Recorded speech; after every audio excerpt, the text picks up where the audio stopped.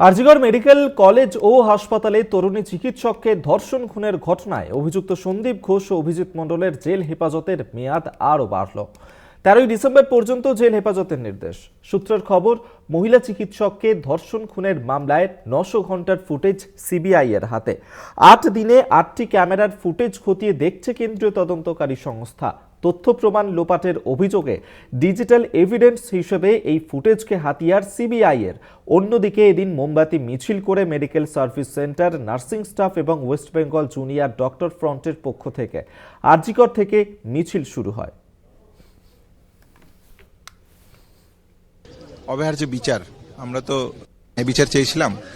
সেই জায়গা থেকে শুরুতে আমরা জুডিশিয়াল ম্যাজিস্ট্রেট ইনকোয়ারির কথা বলেছিলাম। পরবর্তীকালে কোর্ট মনিটর সিবিআই ইনভেস্টিগেশন হচ্ছে এবং সিবিআই চার্জশিট দিয়েছে। শিয়ালদা কোর্টে ট্রায়াল শুরু হয়েছে। যে ঘটনা 9 আগস্টে ঘটল, সেই ঘটনাতে সঞ্জয় রায় নামে একজন অভিযুক্ত, তাকে গ্রেপ্তার করা হয়েছে এবং তার বিরুদ্ধেই মূলত অভিযোগ, চার্জশিট দেওয়া হয়েছে।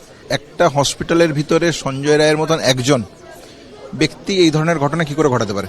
যদি একজনের পক্ষে করা হয় তাহলে তার মোটিভ কি ছিল, তার উদ্দেশ্য কি ছিল? তথ্য প্রমাণ লোপাটের যে চার্জশিটে যেটুকু কথা বলা আছে, তাহলে সেই জায়গাটা কারা? সন্দীপ ঘোষ এবং আশিস পান্ডের বিরুদ্ধে যে অভিযোগ, সেখানে তাদেরকে, যেহেতু তারা সরকারি চাকরি, স্টেট গভর্নমেন্টের পক্ষ থেকে ক্লিয়ারেন্স প্রয়োজন। আমরা দেখছি সেখানেও গড়িমসি হচ্ছে। কেন হবে? তাহলে রাজ্য প্রশাসন যদি মনে করে যে হ্যাঁ দুর্নীতি হয়েছে, তাহলে তো এইখানে সমস্যা থাকার কোনো জায়গা নেই।